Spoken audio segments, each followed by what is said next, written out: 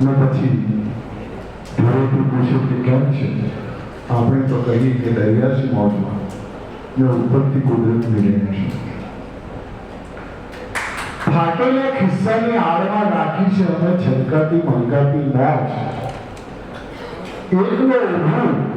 એકલો ઊભું ને તોય મેળામાં હોઉં એવું લાગ્યા કરે છે મને રોજ. તાળું વખાય નહીં એવી પટારીમાં આપણો ખજાનો હેમખેમ છે. પછી તો કોઈ મને રસ્તે મળે ને પછી હળવેથી પૂછે કે કેમ છે, તો આજે મગનભાઈ મોઢેરા, કવિશ્રી મનસ્વી, એમના જન્મદિવસે એમના જ કાવ્ય સંગ્રહનું તમારી સામે લોકાર્પણ થવાનું છે અને એ નિમિત્તે એમના આપ્તજનો સ્નેહીઓના મેળો છે. તો આ મેળામાં આપ સૌને મોજ કરવા માટે બોલાયા છે. ભરતભાઈ બહુ આદર્શ શિક્ષક અને પ્રિન્સિપાલ છે એટલે થોડી શિસ્તની વાત કરે, પણ જીવવાનો બાળકોને એને મોજ લેવાનો. એ આમાં શું છે કે એ ધીરે ધીરે શીખતા રહેશે. આપણને જોઈને એ શીખશે, બરાબર? એને પોતાને સમજાવશે પછી કે, કારણ કે નહીં તો બાળક પણ કહેવાય ને. અમારા દાદા એવું કહેતા કે જે છોકરાઓ ગોળીઓની જે જોડી હોય ને, 4-5 જોડી જે છોકરું તોડે નહીં ને એમાં દમતા હોય. અને સ્પાર્ટા અને એથેન્સમાં છે ને ભરતભાઈ, બાળક જન્મે ને કે અમુક સમય પછી હજી એ નવજાત જેવું હોય ને એને ટેકરી પરથી ગવડાવવા અને જો એ જીવી જાય તો એ એથેન્સનો નાગરિક બનવા માટે લાયક કહેવાય. એટલે ઉછળવું કરી આ બધું એ બાળપણને મુબારક છે. અને આપણો આ કાર્યક્રમ પણ મોજથી ચાલવાનો છે, મજા પડવાની છે. અને કવિતા વિશે જ્યારે વાત કરવાની હોય ત્યારે મને તો મજા પડે જ પડે, પણ તમને સાંભળવામાં પણ મજા પડે એવી રીતે મારે વાત કરવાની થાય. આમ છે ને, આપણા પૌરાણિક સનાતનમાં ભરતભાઈ એવું કહેવાય છે કે 12 વર્ષનું એક તપ હોય છે. તમારા કોઈ એક ક્રિયા તમે કરો અને 12 વર્ષ પૂરા થાય ત્યારે એક તપ પૂરું થાય. હવે ભરતભાઈ જે છે તેમણે મગનભાઈએ કેટલા વર્ષથી આ સર્જન કર્યું છે, બરાબર? તો 38 વર્ષ થયા એટલે કે 3 તપ પૂરા થયા. 38 વર્ષનું સર્જન એ પછીના 11 વર્ષ જે છે એમાંથી પાછું દોહન કર્યું. એટલે ખૂબ ગહન ચિંતનની સાથે સાથે પોતાના હૃદયની લાગણી નીકળતી. કવિ છે ને બનાતું નથી, કોઈ કવિ બની ના શકે. કવિ એ જન્મજાત હોય છે. ઘણા લોકો એવી કોશિશ કરતા હોય છે મીટરોમાં બેસાડે ગાણિતિક રીતે ગઝલ બધું લખતા થાય, પણ હૃદયનો જે ઉમળકો આવે, જે સંવેદનાઓ આવે, જે બીજાની અનુભૂતિને પોતે અનુભવી શકે, પરકાયા પ્રવેશ જે કરી શકે તે કવિ બની શકે. એટલે મગનભાઈમાં એ સંવેદના, અને સંવેદના એટલે કેવી સંવેદના કે એમના કાવ્ય સંગ્રહ મોજે દરિયા એમાં જે કવિતાઓ છે એ બધી કવિતાઓમાં વિષય વૈવિધ્ય છે. એમાં માણસ તરીકે અત્યારના સમયમાં માણસે શું સહન કરવું પડે છે એની પણ વાત છે. માણસ તરીકે ખરેખર કેવી રીતે રહેવું કે જીવવું જોઈએ એની પણ વાત છે. અને મૂળ શિક્ષક રહ્યા એટલે શાળા વિશે, ઘડતર વિશે, રાષ્ટ્રીય એકતા વિશે, આ બધા સરકારી વિષયો વિશે પણ એમની કવિતા હોય. એટલા માટે કે જે પ્રોફેસર, જે વ્યવસાય સાથે તમે સંકળાયા હોય, અને એવું કહેવાય છે કે તમે જે કંઈ કામ કરો ને એમાં તમે પૂરા દિલથી કામ કરો તો એ વ્યવસાયમાંથી પણ તમે એવી સરસ નામના મેળવી શકો કે એમાં પણ તમે ટોચે પહોંચી શકો. અમારા એક પ્રોફેસર બેન અમને કહેતા, હું જ્યારે બીએડ કરતો ત્યારે મને આ વાત કરી કે તમે બધા શિક્ષક થવા માટે અહીંયા બીએડ કરવા આવ્યા છો, તમે શિક્ષક થાવ તો સારું જ થશે. પણ જો તમે શિક્ષક નથી થવાના અને કોઈ બીજો વ્યવસાય કરો તો પણ મને કોઈ દુઃખ નહીં થાય. દુઃખ ત્યારે થશે કે જે કંઈ વ્યવસાય તમે કરો છો એ વ્યવસાયમાં તમે પાછળ હો, તમે ટોચ પર ના હો, તમારું એ વ્યવસાયમાં નામ ના થાય તો મને દુઃખ થાય. અને પછી આપણે વ્યવસાયની વાત કરીએ. કેવા વ્યવસાય? તો કે તમારા માટે કોઈ પાનનો ગલ્લો શરૂ કરી શકે ને તો પણ મને ઓછો કે નાનક નહીં લાગે. તમારા માટે કોઈ બૂટ પોલિશ કરે કે ઇસ્ત્રીની દુકાન કરશે તો પણ મને દુઃખ નહીં થાય. પણ હું એવું ઈચ્છું કે મારો વિદ્યાર્થી જો પાનનો ગલ્લો કરે, મારો વિદ્યાર્થી જો ઇસ્ત્રી કામ કરે, મારો વિદ્યાર્થી જો બૂટ પોલિશ કરે તો એની પાસે ઘરાકની લાઈન લાગવી જોઈએ. એના બદલે લોકો ઉભરાવા જોઈએ. એ બૂટ પોલિશ કરતો હોય તો 50 લોકો રાહ જોતા હોય કે ક્યારે મારા બૂટ આની પાસે. એટલે એટલી તદ્રુપતાથી, તન્મયતાથી અને પોતાનું 100% આપીને એ કામ કરવાનું. જીવનમાં હંમેશા એ જ માણસો શાંતિ અને જેને આપણે મોક્ષ કહીએ છીએ ને, મોક્ષ થોડો અઘરો શબ્દ છે પણ મોક્ષ એ કંઈ મર્યા પછી નથી મળતો. મોક્ષ જીવતેથી મેળવવાનો હોય છે. અને જીવતેથી મોક્ષ ક્યારે મળે? તમારી સારી ઈચ્છાઓ કોઈને દુખી કર્યા વગર, કોઈને હેરાન કર્યા વગર, કોઈને નડ્યા વગર તમે તમારી મંજિલમાં આગળ વધી શકો ત્યારે તમારો સાચો મોક્ષ થયેલો કહેવાય. એટલે મગનભાઈની આ મોજે દરિયા કવિતાની જે પુસ્તિકા છે ને એ એમનો મોક્ષ છે. મોક્ષ એ રીતે છે કે એમની લાગણીનો મોક્ષ છે, કે એમની સંવેદનાઓનો મોક્ષ છે. અને હંમેશા જે માણસ પાસે કંઈક હોય ને એ હંમેશા બીજાને આપવાની કોશિશ કરે. તમને થશે કે આ બધા પૈસાવાળા એવું કરતા નથી. એ પૈસાવાળા હોવા છતાં જે કોઈને આપી નથી શકતા એ નિર્ધન લોકો છે, એ ગરીબ છે, એ કંગાળ છે. તમારી પાસે જે હોય એ તમે બીજાને વહેંચો, એ બીજાને વહેંચવા માટે તમે તત્પર થાઓ તો તમારો મોક્ષ છે. એટલે એમની સંવેદનાઓને એમણે આ કવિતાના પુસ્તકમાં વહેંચી છે. અત્યાર સુધી એમની પાસે હતી, મેં જોઈ, પ્રસ્તાવના લખી, પુસ્તક થયું અને એ પુસ્તક બનાવવામાં ભરતભાઈનો બહુ મોટો ફાળો છે. તારે પાડીને ભરતભાઈનો બહુ જ ટૂંકા ગાળામાં આ કામ થયું. એટલે અને મને મજા એ વાતની આવે છે, તમને નવાઈ પણ લાગશે. ભરતભાઈ મારા વખાણ ખૂબ કર્યા. મારી પાસે 600 જેટલી કવિતાઓ છે. મારી 100-150 જેટલી કવિતાઓ જુદા જુદા સામયિકોમાં છપાય છે. પણ હજી સુધી મારો એક કાવ્ય સંગ્રહ થયો નથી. એટલે હજી મારો મોક્ષ થયો પણ એ મોક્ષ માટે એમાં આપણે એવું કહેવાય છે, પણ તળપદી ભાષામાં કહો કે સુવાવડ ત્યારે સારી થાય. આ એ વખતની વાત છે કે જ્યારે પેલા ગાયકો બધું કરતા નહોતા. સુવાવડ ત્યારે સારી થાય કે જ્યારે ગાયન જે હોય ને એ બરાબર કામે હોય. તો આ કાવ્ય સંગ્રહની જે ગાયન છે ને તે આ છે કાવ્ય ગાયન. તો ઓછા સમયમાં આ બધું કરવું સંસ્કૃતમાં સૂકી છે કે યોજક સર્વત્ર દુર્લભ. કામ કરવા બધા મળી જશે પણ આયોજન કરતા એને ચોક્કસ ઘાટ રૂપ કોની પાસે શું કરાવવું, શું કરવું, પ્રકાશભાઈ પાસે પુસ્તક લખાવવી, ક્યાં છપાવવું, કેવી રીતે પ્રૂફ જોવા, આટલા સમયમાં કેમ કરવું, કાર્યક્રમ ક્યારે ગોઠવવો, આ બધું આયોજનનું કામ છે. અને એ જે સરસ રીતે કરી શકે તે આવો સરસ માહોલ ભેગો કરી શકે. તો આપ સૌને આ કાવ્ય સંગ્રહમાંથી પસાર થવાની તક મળવાની છે. તમે વાંચશો એટલે તમને થશે કે આ તો ક્યાંક મારી વાત છે. કેટલાક શબ્દો તમને સ્પર્શી જશે, કેટલીક સંવેદનાઓ સ્પર્શી જશે.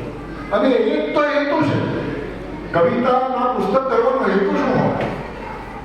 બરાબર, આપણે તો એક એવા કવિ થઈ ગયા કે ભક્ત કવિ એ પદ લખે અને લખીને શું કરે? ગંગાજીમાં વહાવે. લખે અને ગંગાજીમાં વહાવે. એ પોતાના કે હું મારા નિશાનમાં લખું છું, પણ પછી એમને બીજા સંતે કહ્યું કે તું આજે કરે છે એ બરાબર છે, તું નદીમાં વહાવી દે છે, પણ એના કારણે તું વહેંચવાની પ્રક્રિયાને તોડી નાખે છે. આ જે સર્જન તારું છે, તને એનો શ્રેય ન જોતો હોય તો પણ એ કોઈ વાંચે અને વિચારે, એના જીવનમાં કંઈક ઉતરે તો એનાથી મોટી વાત છે. એટલે આવું ન કરવું. અને એટલા માટે મગનભાઈ પુસ્તક કરી એમાં આનંદ છે. શું કરી શકે કવિતાનું પુસ્તક? એની બે વાત તમને કહું.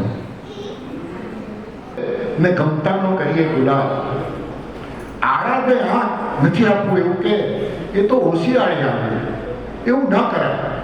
એટલે હું એ જ કહું છું કે તમારી પાસે જે હોય ને એને વહેંચો, સંવેદનાઓને વહેંચો. તમને હસવું આવે છે તો હસવાની વાત બીજાને કરો. એ રીતે આવિર્ભાવ થાય.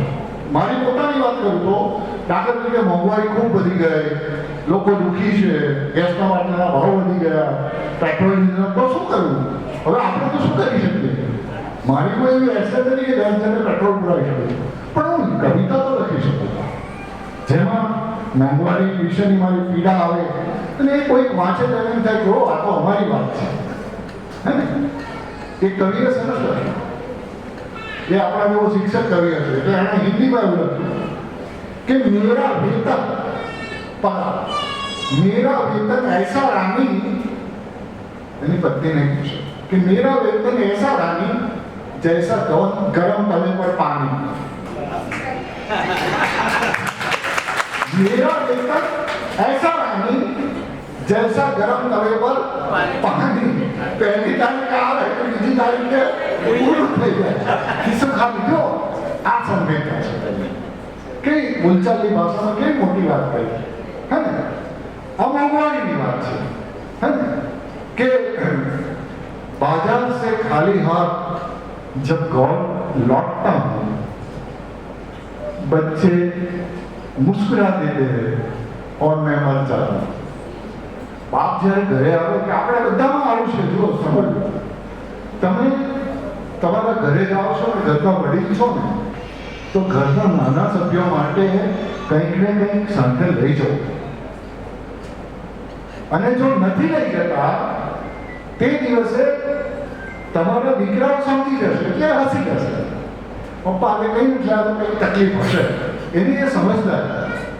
તો એની સામે આ કવિ એવું સરસ કહ્યું કે बाजार से घर जब खाली हाथ आता हूँ, बच्चे मुस्कुरा देते हैं और मैं मर जाता हूँ. આ આખી વાત મને એટલે યાદ આવે છે કે મદનભાઈ કવિ તરીકે એમની સંવેદનાઓની પુસ્તકમાં લખી છે, એના કરતા પણ એક શિક્ષક તરીકે અને એના કરતા પણ એક માણસ તરીકે એ ખૂબ બધી વિકટ પરિસ્થિતિઓમાંથી પસાર થયા છે. ખૂબ બધી વિકટ.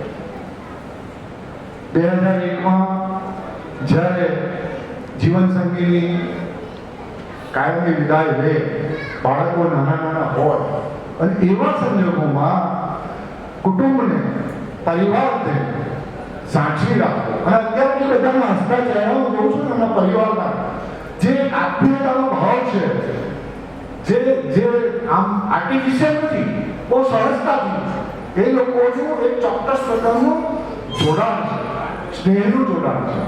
આ જે જોડાણ જે છે એના પાયામાં મગનભાઈનું તપ છે. તમે વિચારો કે ઘરવાળી વગરનું ઘર કેવું હોય, એમાં પાછા નાના બાળકો હોય અને એ બાળકો નો સંસ્કારિતાપૂર્વક પાછો ઉછેર કરવાનો હોય અને કરીને બતાવ્યું. દીકરાઓ દીકરીઓ સરસ રીતે સંસ્કારી પણ બની, શિક્ષિત પણ બની, દીક્ષિત પણ થઈ અને આજે ગર્વથી મગનભાઈ કહી શકે આ મારો દીકરો છે, આ મારી દીકરી છે. બાકી ઘણા પરિવાર એવા છે કે મા બાપને દીકરા દીકરીઓની ઓળખ આપતા શરમ આવે છે.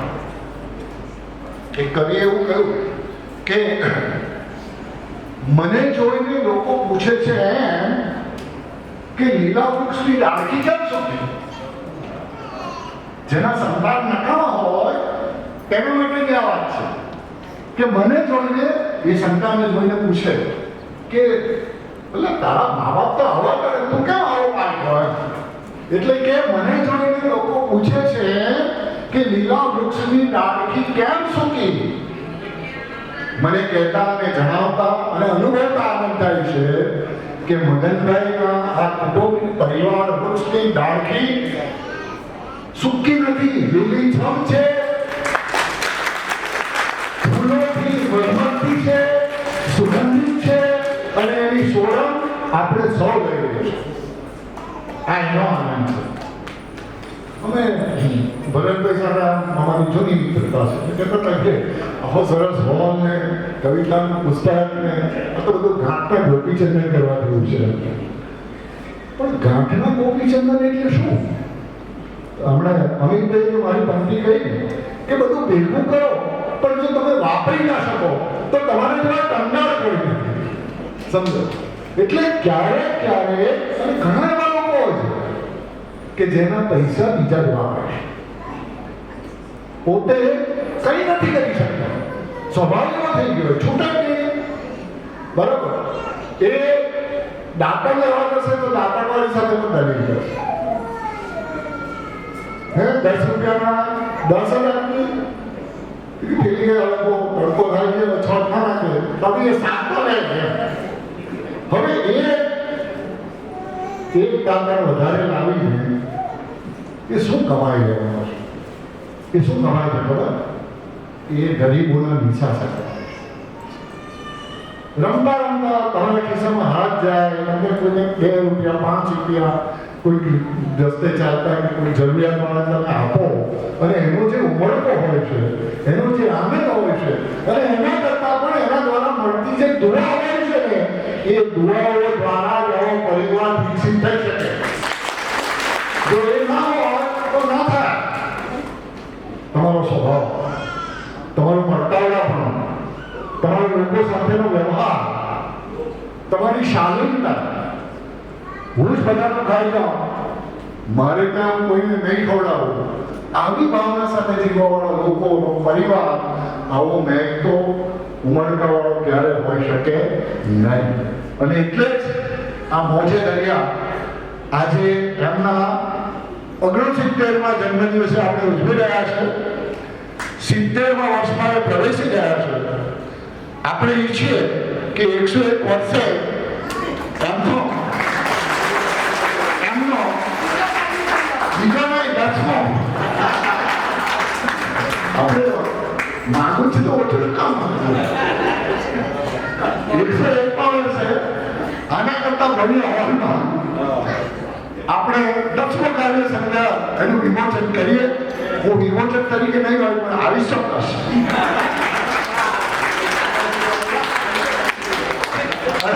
અને અહીંયા બેઠેલા બધા એમાં હાજર હોય એવી હું અંતરથી ઈચ્છા રાખું. એટલા માટે હંમેશા પોઝિટિવિટી તમારા વિચારો છે ને એ તમને આગળ લઈ જતા હોય છે.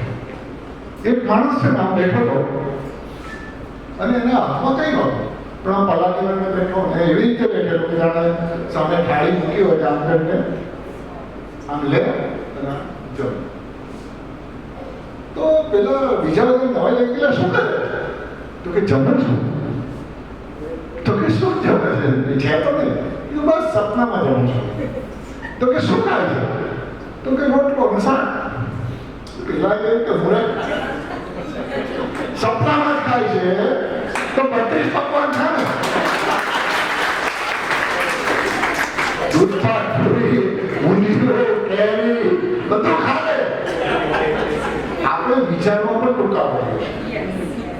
આપણે વિચારવા પણ રોકાવા છે. અને એટલે આપણો વિકાસ એનો થાય કે જે લાંબો વિચાર, જે મોટો વિચાર, બરાબર. એટલે પરિવારમાં હંમેશા પોઝિટિવિટી, ઉચ્ચ વિચારો, સારું વિચારીએ. સ્ટેજ કરવું છે તો એમણે કહ્યું કે કમિટી બનાવી, સરસ જગ્યા શોધવાની, બરાબર. બાકી હું એવા બી કરી શકતો કે 4-5 જણ ભેગા કરીને એક જ ટેબલ ગોઠવીને થઈ જાય, એ એમની માનસિકતા છે. પણ આવો ભવ્ય રીતે જે ગોઠવે, વિચારે, એની પાછળ શું છે? તમારું અંદર જે છે ને હૃદય, એ પણ એટલું વિશાળ હોવું જોઈએ, નહીંતર આ શક્ય નથી. અને મગનભાઈ સાથેનો પહેલો પરિચય મારો ક્યાં થયેલો એ પુસ્તકમાં મને ઉલ્લેખ કર્યો છે. પણ એક વાત ચોક્કસ છે, તમારામાં રહેલી સારા, તમારામાં રહેલી એવી કોઈ લાગણી જે બીજામાં પણ છે, તો તમને આ દુનિયામાં ક્યાંક ને ક્યાંક ભેગા કરશે ને કરશે. ભલે તમે દૂર હો, ભલે થોડા દિવસો પછી. ઘણી વાર એવું બને કે ટ્રેન છૂટી ગયો. ના, ટ્રેન નથી છૂટી ગયો. વધારે સારી ટ્રેન અને વધારે સારી સુવિધાવાળી જગ્યા તને મળવાની છે. એનો બળાપો નહીં કર્યો. એટલે મગનભાઈ મારા કરતા ઘણા વડીલ. હું 1985માં હું શિક્ષક તરીકે દાખલ થયો, 19 વર્ષની ઉંમરમાં. અને 20મા વર્ષે અનિતા પ્રાથમિક શાળામાં તાલુકા સંમેલન થયું. પ્રાથમિક શિક્ષકને ખબર હશે, જ્યારે સંમેલન હતો અને એમાં એક સ્પર્ધામાં ભાગ લીધેલો અમે બંને. હું તો સાવ નવો વિષય. ત્યારથી અમારી મુલાકાત ગોવિંદભાઈમાં હતા. અને મને બરાબર શબ્દ ખબર છે કે ગોવિંદભાઈના શબ્દો આ હતા. મગનભાઈએ પણ અભિનંદન આપેલા. ગોવિંદભાઈને યાદ નથી, તમે જીત્યા તો ખરા પણ પરસેવો પાડી દીધો. કારણ કે સ્ટેજ એવું હતું અને હવે બોલવાનું હતું અને ગરમીના દિવસો હતા, એટલે પરસેવો થઈ ગયો. એટલે એમણે કહ્યું બિલકુલ પરસેવો પાડીએ તો જ જીતી શકાય.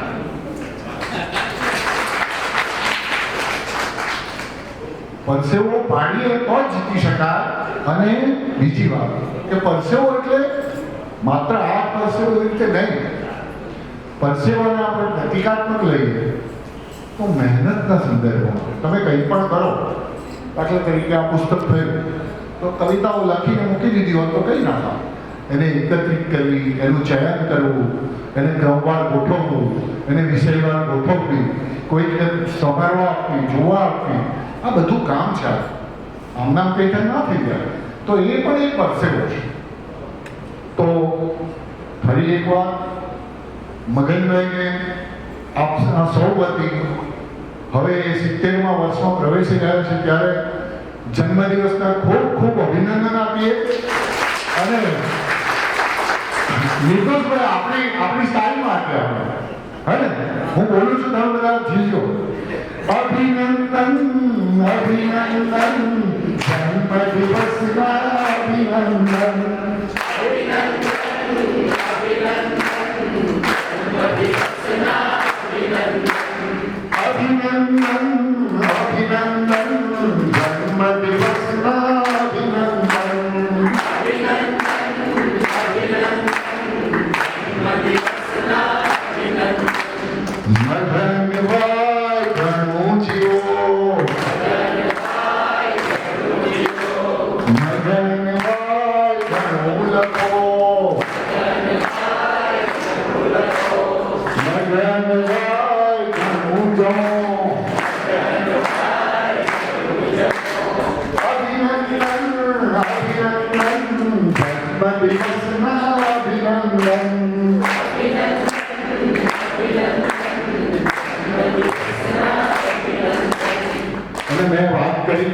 પાછા આપણે આવા અભિનંદન આપવા માટે 101 વર્ષે ભેગા થઈશું.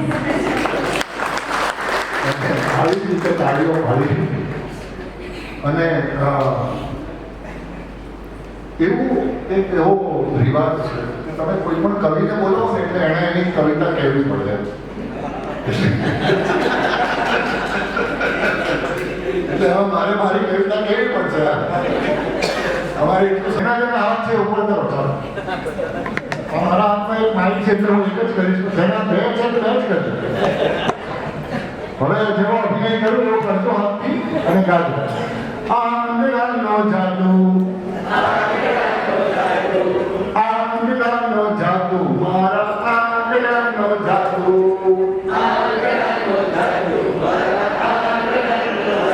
જો વિડીયો ઉતરે છે બધાના એટલે કરજો. આંગળાનો જાદુ, મારા આંગળાનો જાદુ,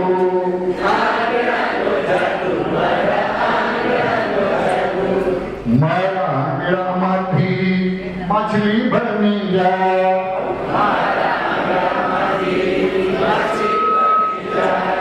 પાણીમાં એ સરસરતી, ઉપર નીચે થાય, આંગળાનો જાદુ, મારા આંગળાનો જાદુ,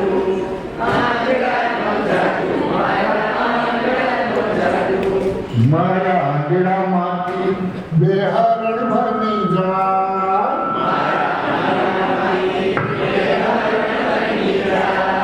ઊંચા કાન કરીને તો ઢીકડા મારતા જાય,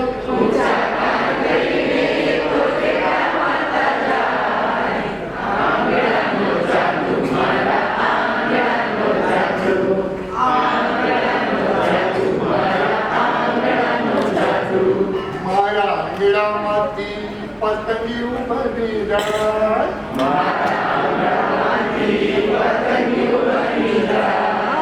ઉડતું જઈને પુલ પર બેસે, એ પણ ફૂલ થઈ જાય,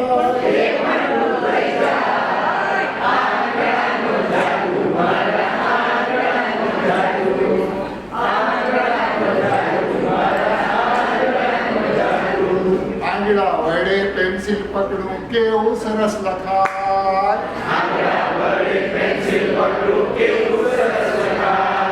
આંગળા વડે પીંછી પકડું સરસ ચિત્રો થાય, રંગો નવા ભરાય,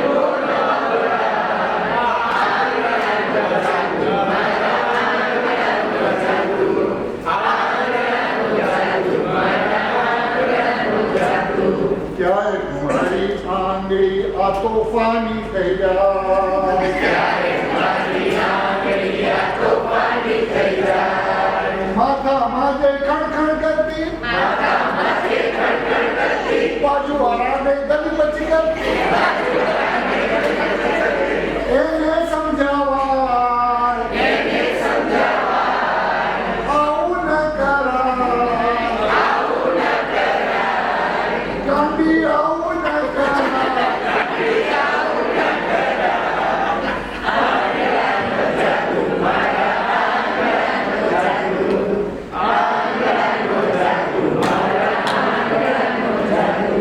મારા આંગળા વડે એક નાનો છોડ રોપાય,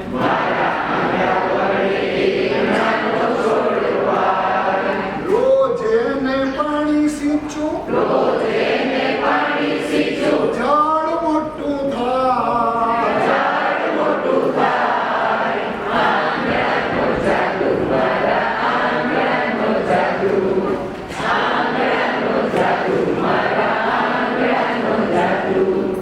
બંને હાથના આંગળા ભેગા નમસ્કાર થાય,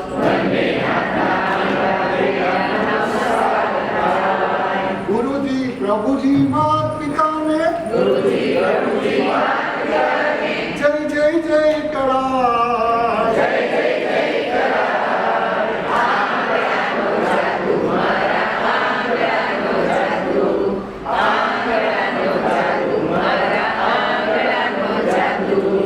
મારા આંગળા વડે કોઈના આંસુ જોવું છાય,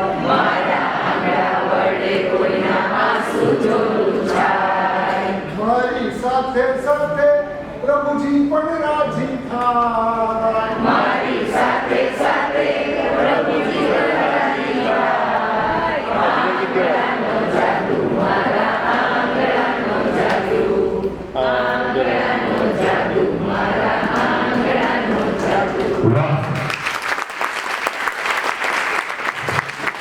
એના પરિવાર વચ્ચેની જે સ્નેહાળ લાગણીઓ છે એ હંમેશા આમને આમ વહેતી રહે, મધમતતી રહે. અને દરિયાની વાત કરતા હતા મિત્ર કે દરિયા તે રાજાને નહોતી એકે રાણી, દરિયા તે રાજાને નહોતી એકે રાણી. અને મીઠડી નદીઓએ એ વાત જાણી ને પછી તો દરિયો પાણી પાણી પાણી.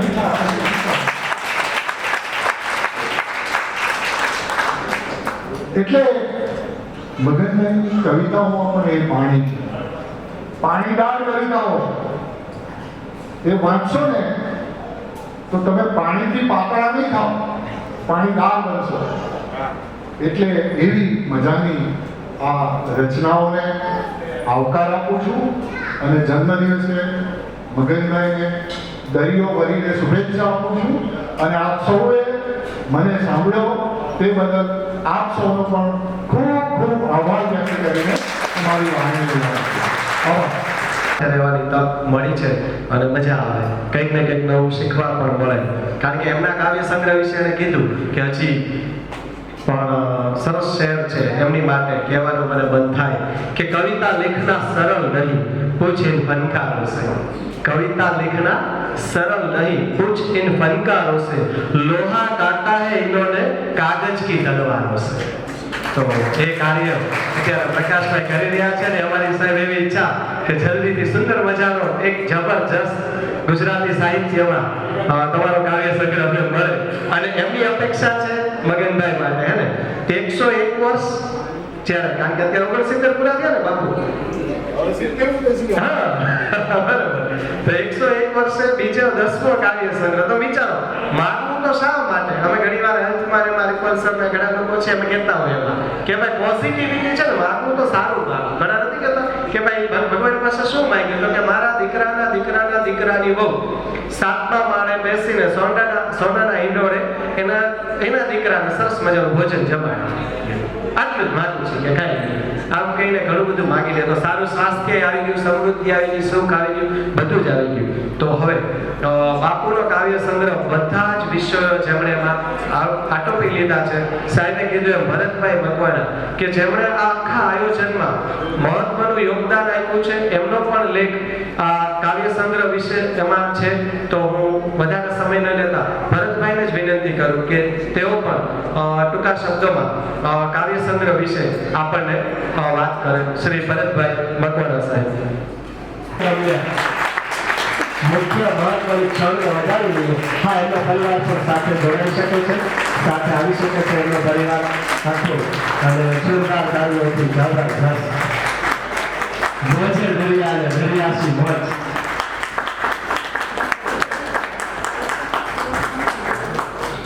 કહ્યું કે શબ્દ વિના હું અંધ છું, શબ્દ વિના હું છું, શબ્દ વિનાનું વાળખું જાણે ખાલો હું. તો શબ્દ આજે સુંદર રૂપ મળી રહ્યું છે. બાપુની લાગણીઓ દરેક વિષયમાં એમને વળી લીધા છે. બધા જ વિષયોને સુંદર મજાના વાત મોજે દરિયા.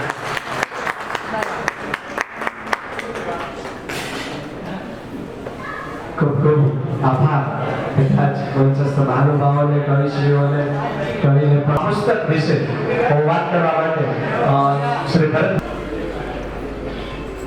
મોજે દરિયાનું લોકાર્પણ અત્યારે થયું. કવિશ્રી મગનભાઈ મોઢેરા, મનસ્વી, પ્રકાશભાઈ પરમાર, નરસિંહભાઈ સવાણી અને આપ સૌની ઉપસ્થિતિમાં ટાઇટલ રેપ્લિકા પણ બનાવી છે મોટી ફોટોગ્રાફી માટે. ખૂબ સરસ ટાઇટલ પેજ, મોજે દરિયા, મગનભાઈનો સરસ ફોટો. આ પુસ્તક કાવ્ય સંગ્રહ પ્રકાશિત કરવા માટેનું બીજ મારા મનમાં રોપાયેલું. મગનભાઈને તો કદાચ સ્વપ્ને નહીં વિચાર્યું હોય કે હું કાવ્ય સંગ્રહ કરું, પણ ઘણીવાર સંબંધી હોવાના નાતે ઘણીવાર મળવાનું થયું, બેસવાનું થયું. મારા ઘરે સાહિત્ય જલસાનો કાર્યક્રમો પણ થાય અને એ સાહિત્યની વાતો જ્યારે થઈ ત્યારે મગનભાઈ એમની કવિતાઓ સંભળાવી અને થોડી કવિતાઓ એમના વિશે મેં સાંભળી ત્યારે બે ત્રણ કવિતાઓ મને ખૂબ જ સ્પર્શી ગઈ, ખૂબ ગમી ગઈ કે આમાં ખરેખર કાવ્ય તત્વ છે, કવિત્વ છે આમાં.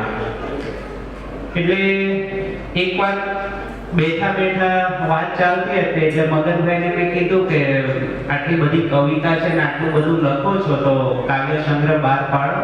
એટલે મગનભાઈ હસવામાં લીધું એમણે. પણ પછી બે ત્રણ વાર મળવાનું થયું એટલે બે ત્રણ વાર મેં એમને યાદ અપાયું કે કઈ કવિતાનું પુસ્તક જેવું કરો, કારણ કે નિવૃત્તિ પછી માણસ અકળાઈ જાય છે અને ખાસ તો શિક્ષણ જગતમાં પ્રકાશભાઈ એના સાક્ષી હશે કે જીવંત શિક્ષકો જે નથી ને ખાલી નોકરી જ કરે છે, 11 વાગે જાય 5 વાગે આવે, બીજું કશું જ નથી કરતા, એવા માણસો નિવૃત્તિ પછી સમય પસાર કરવા માટે અકળાઈ જાય છે, કારણ કે બીજી કોઈ પ્રવૃત્તિ જ નથી, સર્જનાત્મક પ્રવૃત્તિ જ નથી. ત્યારે મગનભાઈ નિવૃત્તિ પછી પણ હજુ લખતા રહે છે. એટલે મેં થોડો કઠાગ્રહપૂર્વક આગ્રહ કર્યો કે એકાદું નાનકડું પુસ્તક કરીએ, ઓછા ખર્ચે પૂરું થાય એવું કરીએ અને મિત્રો સગા સંબંધીને આપીએ તો તમારા ઉત્તરાર્ધ જીવનમાં એક આનંદનો ઉમળકો હૈયામાં લઈને તમારા હૈયામાં આનંદનો ઉમળકો છલકાય અને અમને બધાને પણ આનંદ થાય. એટલે મગનભાઈ તૈયાર થયા કે આપણે કરીએ. એમની ચુનંદી કવિતાઓ એમણે લખીને મને 20-22 માર્ચે આપેલી. પણ એ જ વખતે પછી મારે સ્કૂલમાં બોર્ડની એક્ઝામો ચાલી, પછી સ્કૂલની એક્ઝામો ચાલીને એપ્રિલ મહિનો એમનો પૂરો થઈ ગયો. એટલે મે મહિનામાં પછી મને અનુકૂળતા થઈ એટલે પ્રકાશભાઈ સાથે વાત કરી. પ્રકાશભાઈને આગ્રહ કર્યો કે આ પુસ્તકમાંથી પસાર થાવ, એને મઠારો અને એની સરસ પ્રસ્તાવના લખી આપો. અને પ્રકાશભાઈ સાથે એટલી આત્મીયતા, ઘર જેવો સંબંધ છે. પ્રકાશભાઈની બા મારી બાની ઉંમર કરતાં પણ વધુ છે અને એ મને એમનો દીકરો જ માને છે ઘરે જાઉં ત્યારે, એટલી આત્મીયતા છે. એટલે પ્રકાશભાઈ સહજ સ્વીકાર્યું કે વાંધો નહીં, મગનભાઈ માટે લખી અને પ્રકાશભાઈ એની પ્રસ્તાવના લખી.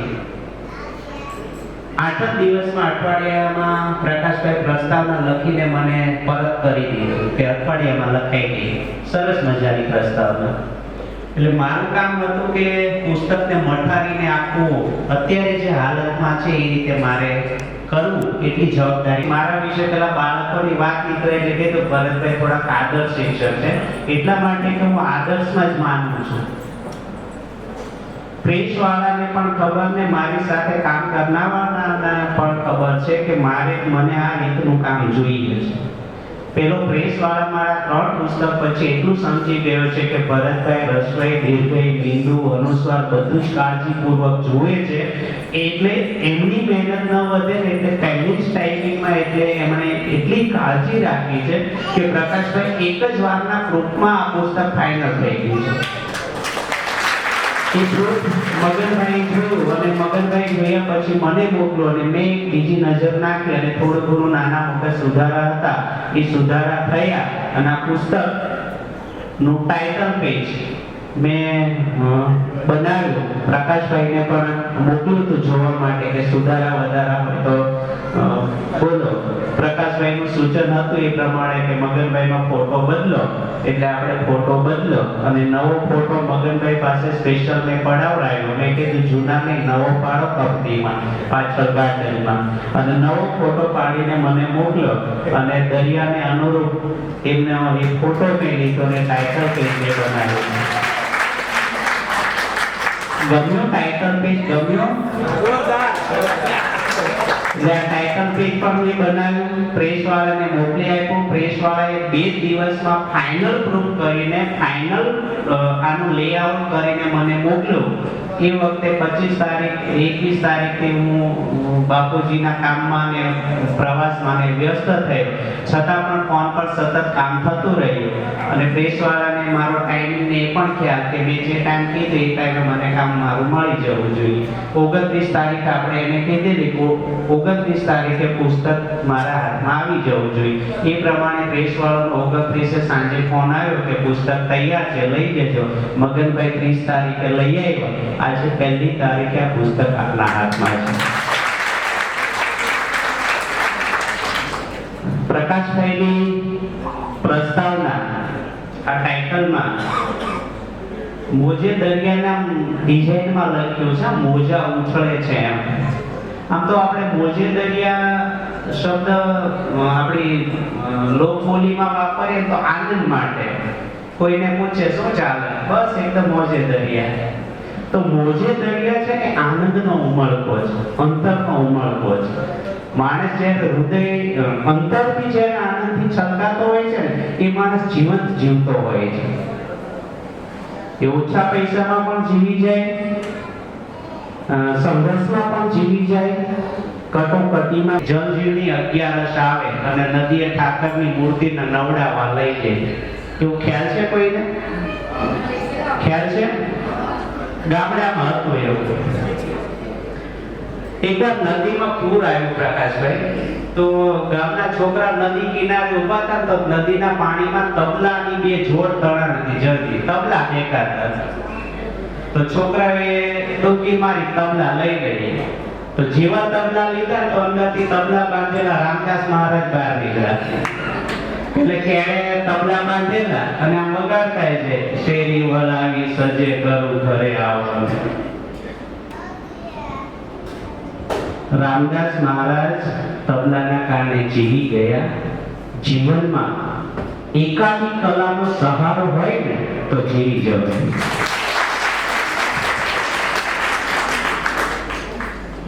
મગનભાઈનું જીવન વૃત્તાંત જ્યારે તમે વાંચશો ત્યારે હું તમને ખાતરીપૂર્વક કહું છું કે તમારી આંખના ખૂણા ભીના થઈ જશે. એ આખો કટોકટીના સમયમાંથી મગનભાઈ પસાર થયા હોય અને આજે સાહિત્યનું સર્જન થયું ને એમાં પણ એમની વેદના જીવનની એ ટપકે છે, દેખાય છે, મહેકે છે. એટલે આપ સૌને વિનંતી છે કે આ પુસ્તકને તમે માણજો. પ્રકાશભાઈ પ્રસ્તાવનામાં સરસ પ્રસ્તાવના પૂરી થાય ત્યારે એમણે એક સરસ પૂર્ણાહુતિ પ્રકાશભાઈ કરી છે ને મને આખી પ્રસ્તાવના ભાવ આવી છે. પણ તમને બધાને ઉદ્દેશીને પ્રકાશભાઈ એવું લખ્યું છે કે વાચક મિત્રો, મોજે દરિયાના મોજામાં ખુલ્લા પગે ચાલજો. કોઈ મોજું પગ ભીંજવશે, કોઈ મોજું આંખ ભીંજવશે, તો કોઈ મોજું હૈયું ભીંજવી જશે. બસ ભીંજાવાની તૈયારી સાથે આમાંથી ચાલજો. એટલે આ લઈ જઈને કબાટમાં પેપરની પસ્તીમાં મૂકી દઈએ છે, મૂકી ના દેતા. આ પુસ્તક એ માત્ર પુસ્તક નથી, 30-40 કવિતા નથી, કોઈ વ્યક્તિની 35 વર્ષનો જીવન સંઘર્ષ છે. અને એની કસાયેલી કલમ આ શબ્દ રૂપે અવતરી છે. આ શબ્દોમાં પ્રકાશભાઈ કીધું એમ કે વિષય વૈવિધ્ય છે, પ્રકૃતિ છે, એમની ખડસલીના સ્મરણો છે, એમના જીવનકાળના દાંડીના દરિયા કિનારેની એમની નોકરીના સ્મરણો છે, ક્યાંક આદર્શ છે, ક્યાંક ઉપદેશ પણ છે, ક્યાંક પર્યાવરણની વાતો છે, ક્યાંક દેશભક્તિની વાતો છે. એટલે દરેક જાતના વિષયોમાં આમાંથી તમને માનવા મળશે. પુસ્તકની આખી ઘટના વિશે મેં વાત કરી, પાછળના પેજ પર મારું લખાણ છે. મગનભાઈની કવિતામાંથી પ્રૂફ રીડિંગ ને વાંચવામાંથી પસાર થયા ત્યારે મને જે 2-3 કવિતા ગમી છે એ એના તરફ હું અહીંયા નોંધ લેવાનું પસંદ કરીશ.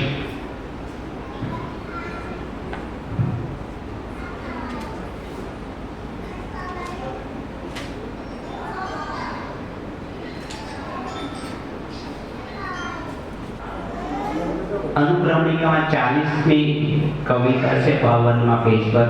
મગનભાઈ કવિ મગનભાઈની વાત તમે જોજો સંવેદનાની કે જગતના ઝેરને અમૃત જાણી પી શકો છો. જગતના ઝેરને અમૃત જાણી પી શકું છું, પડેલા ઘાવને ધોઈ હૃદયમાં રૂજવી શકું છું. કે જગતના ઝેરને અમૃત જાણી પી શકું છું, પડેલા ઘાવને ધોઈ હૃદયમાં રૂજવી શકું છું, ને ખાલી ખબર પૂછીને ના હક પસ્તાવું નથી. ખાલી ખબર પૂછીને ના હક પસ્તાવું નથી. મનસ્વી અકાળે વાદળી વરસી હતી, સમજી શકું છું. આ માત્ર 4 પંક્તિ વાંચી છે, પણ આખી કવિતાને તમે માણજો. જીવન છે જ એવું જીવવું પડે છે. આ એક બીજી કવિતા છે કે જીવન છે જ એવું જીવવું પડે છે, ઘૂંટડા અમૃત કહી પીવા પડે છે, ને જોયા ઘણા મોહરા ચહેરાની પાછળ મનસ્વી કેવા ચહેરાથી ડરવું પડે છે. આજે માણસ મોહરા પહેરીને ફરે છે, માણસને કળવો મુશ્કેલ છે. પ્રકાશભાઈ, એક મુખી રુદ્રાક્ષ કદાચ મળી જાય, પણ એક મુખી માણસ ન મળે. ક્યારે કયું રૂપ લઈ આપણે સમજી શકતા નથી. એટલે એવા માણસોની પણ અહીંયા વાત છે. કવિતા વિશે હવે વધુ વાત નથી કરતો, એટલા માટે તમારી પાસે આગ્રહ છે કે તમે બધા આ પુસ્તકની તમામ કવિતાઓમાંથી જાતે પસાર થાઓ, નિજાનંદથી એને માણો, અને મગનભાઈની આખી જીવન વૃત્તાંતની આખી વાત આ પુસ્તકને તમે માણો એવી અપેક્ષા રાખું છું.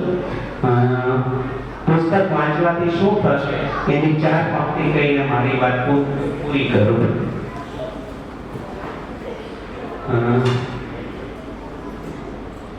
મોજે દરિયા મજા આવે, મજા પડે. સુરતના કવિ મહેશ દાવડકરની પંક્તિ પ્રકાશભાઈ ખૂબ જ જાણીતી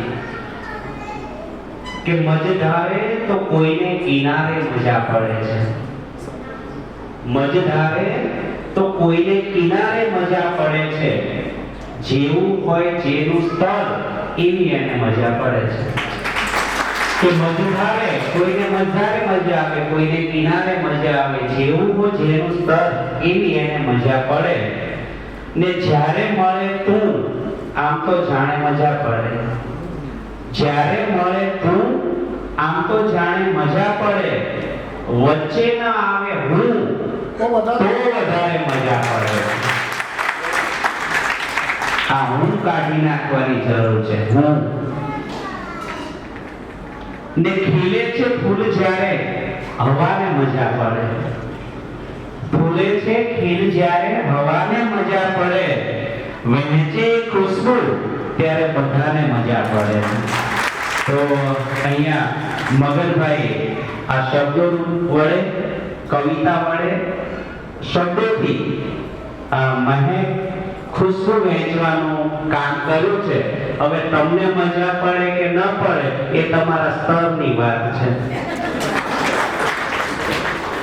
પણ એટલો વિશ્વાસ તો ચોક્કસ છે કે મગનભાઈની જે વાતો છે, સંવેદના છે, કવિતાનો જે ભાવ છે, એ ભાવ તમે અચૂક મહેસૂસ કરી શકશો, અને આમાંથી તમે ચોક્કસ નિજાનંદ માણી શકશો, અને મોજે દરિયાનો આનંદ લઈ શકશો એટલી ખાતરી છે. આપણા સૌ વતી આપ સૌ મગનભાઈને ખૂબ ખૂબ આજના દિવસે જન્મદિવસની અને પ્રથમ કાવ્ય સંગ્રહ પ્રકાશિત લોકાર્પણ થયો એ બદલ ખોબલે હાર્દિક અભિનંદન પાઠવીએ છીએ. અને પ્રકાશભાઈ કીધું એમ કે અવિરત લાંબા સમય સુધી લખતા રહે, પોતાનું સાહિત્ય સર્જન કરતા રહે, અને ગુજરાતી સાહિત્યને નવા બીજા કાવ્ય સંગ્રહ મળતા રહે, અને 101મા વર્ષે પાછા આપણે મળીશું એવી અભ્યર્થના સાથે વિનું છું. આભાર, ધન્યવાદ. કે મગનભાઈ નું વતન સૌરાષ્ટ્ર, ભણ્યા ત્યાં, વ્યવસાય અર્થે અહીંયા આવ્યા, અને આ વિસ્તારમાં પણ એમણે પોતાના મૂળ એવી રીતે સરસ રીતે નાખ્યા કે જેથી કરીને એમનો પરિવાર અહીંયા પણ વિકસ્યો. આપણે બધા કુંડાળામાંથી બહાર નથી નીકળતા ઘણા લોકો, મગજમાં એક ઉનાળું કોહળું છે. બીજું મને વિશેષ કહેવાનું મન થાય છે કે આ સંગ્રામનો જે એમણે અર્પણ જે કર્યો છે એ કોને કર્યો છે? તો કે પરમ કૃપાળુ પરમેશ્વર તથા બંધન સાથે મારા પરમ માતા પિતા પૂજ્ય હીરા દાદા મોતામાં તથા બંધુ ધનજીભાઈ મોટેરા, પરમ ગુરુ મનુભાઈ શાહ જ્યાં એ ભણ્યા એમ. હવે આગળ મારા પરમ સ્નેહી મનમોજી મિત્રો નિર્દોષ પટેલ, અહીંયા હોય તો ઉભા થાવ એટલે બધાને ખબર પડે. બળવંત સોલંકી, ગુણેશચંદ્ર રાઠોડ, ભરત ચૌહાણ, વિજય દેસાઈ, અલ્પેશ પટેલ અને મહેશ સિંઘમ ને સપ્રેમ પ્રણામ વંદન સાથે. હવે જુઓ તમે આને કહેવાય ઉડાડું તોડે.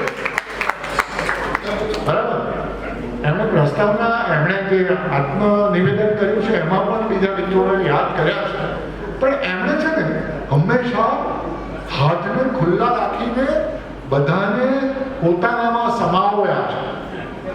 ઘણા લોકો એવા હોય છે કે તે આમ સંકુચિત ઉડાડું જ કર્યા. એટલે ફરી પાછી મને મારી એક કવિતાની પંક્તિ યાદ આવી કે પંખીને હોય કેવું સારું,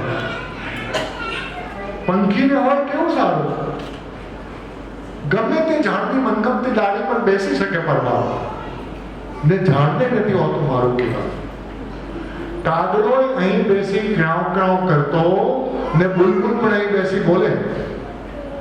પારેવા જોડ કરે વાલને ઉજાણી, એમ એની મસ્તીમાં ડાળ આખી ડોલે.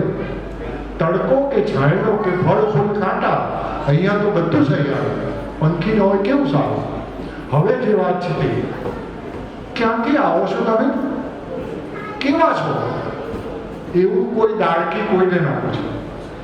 કોઈ પણ પંખી બેસી શકે કે ક્યાંથી આવો છો તમે, કેવા છો, એવું કોઈ દાળકી કોઈને ના પૂછે. માણસ જેવું નથી કે આંસુના કારણ પહેલા પૂછે ને પછી પૂછે. માણસ જેવું નથી કે આંસુના કારણ પહેલા પૂછે ને પછી પૂછે. એટલે તો કેટલાય માણસોને નડી રહ્યું આ માણસ હોવાનું ગુણ. પંખીને હોય કેવું સારું. મને એટલે યાદ આવ્યું કે મગનભાઈએ ઉનાળાને તોડ્યું છે. અને અમે શિક્ષક તરીકે ગીતાબેન પર બેઠા છે તો ખ્યાલ કે આપણી તાલીમો થાય ને તો ઉનાળું ના તૂટે. પેલી બીજા વાળા એક ખૂણામાં એક બેસે બીજા ખૂણામાં પેલા. આવું ન થવું જોઈએ. ખરેખર તો એકબીજા સાથે હળવું મળવું કુંડાળું તોડીએ તો તમે જો કુંડાળું તોડશો. આપણે એક કવિએ સરસ કહ્યું કે ભાઈ મેં છોડ્યું ઘર તો મને મળ્યું વિશ્વ. બરાબર, તો એવા ખૂબ બધા કુંડાળાઓ તોડીને વટવૃક્ષને ખૂબ જ લચીલું, લીલુંછમ અને સુગંધિત બનાવવા મગનભાઈને ફરીથી એકવાર અભિનંદન. ખૂબ સરસ. કે જિંદગીથી ના ડરે એ મોતને ડારી શકે, કે જિંદગીથી ના ડરે એ મોતને ડારી શકે. આગને જે પી શકે તે આગને ઠારી શકે. કે જિંદગીથી ના ડરે મોતને ડારી શકે ને આગને જે પી શકે તે આગને ઠારી શકે. ને ટાકણાના ઘા સહીને પણ કદી તૂટે નહીં. ટાકણાના ઘા સહીને પણ કદી તૂટે નહીં. એ જ આરસ પહાણ નીચ પર શિલ્પને ધરી શકે. આરસ પહાણના ટુકડાને કારીગર હથોડી ટાકણાથી મૂર્તિ બનાવે ને ત્યારે આરસ પહાણ તૂટી જાય. જેટલા તૂટી જાય ને એ બધા નકામા પથરા બની જાય, પગથિયે કે વપરાય. અને જે આરસ પહાણ તૂટે ને પીડા સહન કરે ને બધું ખમી જાય ને એ મૂર્તિ બનવા લાયક બને. પથ્થર તો એનો જ હોય છે. એટલે જીવનમાં સંઘર્ષ શું છે એ વાત પર મગનભાઈ કરી છે. મગનભાઈને ફરી એકવાર ખૂબ ખૂબ અઢળક અભિનંદન, શુભેચ્છાઓ.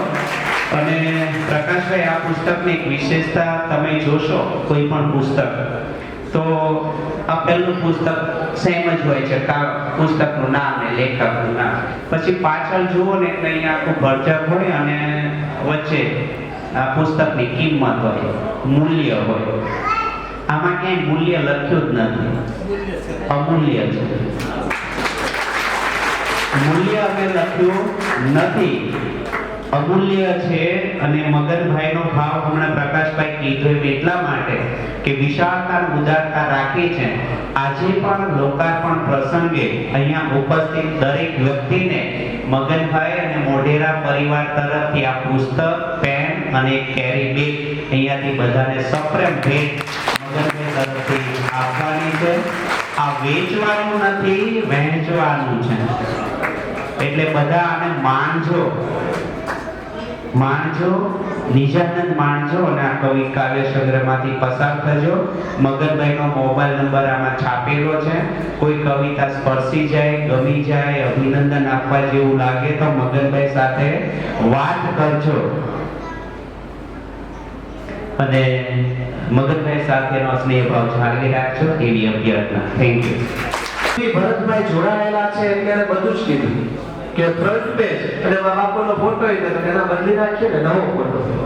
પહેલો કાવ્ય સંગ્રહ છે એમ થોડું છે એવું. તો વહેંચવાની વાત આજે બર્થડેમાં સરસ બધા સાથે વહેંચવાના છે તો સરસ વાત કરી. ખાલી ધરતજી એવું કે ખાલી ગઝલ હોય ને તો ફટકારી મારીએ, ખાલી ગઝલ હોય તો ફટકારી મારીએ. આ તો હૃદયનો અવાજ છે, હાફી જવાય છે. દરિયો કરવાનું વિચારું છું ને રોજ તેમાં ડૂબી જવાય છે. તો આ સંવેદન વિશ્વમાં ડૂબેલા એવા કવિશ્રી મનસ્સુ બાપુ, એમના વિશે ભરતભાઈ મને હમણાં થયું કે હું એમના માતર્સમાં હતા ગવર્મેન્ટ બેટાભાઈ કામદ સ્કૂલમાં, અને હવે ખબર નહોતી એક જ સોસાયટીમાં આવું પડશે કેતનભાઈ. એટલે એમના થકી યોગ થયો એક જ સોસાયટીમાં તો દરરોજ સાંજે મળીએ એક પંક્તિ હમણાં ખબર વાત છે કવિને, કારણ કે અત્યાર સુધી એનું મૌન જોયું. એમની જે પંક્તિ હોય એમણે લખેલી એક પંક્તિ જે મને ગમી છે અત્યારે આપણે અનુભવી છે આ પ્રસંગમાં. શું લખે છે તો કે ફૂલ એની ડાળીએ સૌને ગમે. કવિ મનસ્સુ બાપુની પંક્તિ છે. ફૂલ એની ડાળીએ સૌને ગમે, ખુશ્બુ એની એમાં રહે સૌને ગમે, ખુશ્બુ એની એમાં રહે સૌને ગમે. લાખ આંખો શોધતી હોવા છતાં, લાખ આંખો એમને, આ અલગ વાત છે પણ હું અલગ રીતે કહું છું. લાખ આંખો શોધતી હોવા છતાં એક નજર ઢળતી રહે સૌને ગમે. અત્યારે એના વિશે બધા જ બોલે છે અને સાંભળે છે, અને એના વિશે જેટલા બોલે ને એમાં જેની સફળતા ચરિતાર્થ થતી હોય છે. તો મોજે દરિયાને દરિયાસી મોજ. નરસિંહભાઈને વિનંતી કરું તો જો આ એક હે ને કે હવે કવિને સાંભળ્યા હતા પણ હજી કવિના મિત્ર બાજુ નરસિંહભાઈને વિનંતી કરું, કારણ કે કવિની ઈચ્છા છે, આ કવિનું મંચ છે, કવિની સભા છે ને કવિની ઈચ્છા છે. તો નરસિંહભાઈને વિનંતી કરું કે 2 મિનિટમાં એમનો પ્રતિભાવ અહીંયાથી રજૂ કરે. યસ નરસિંહભાઈ.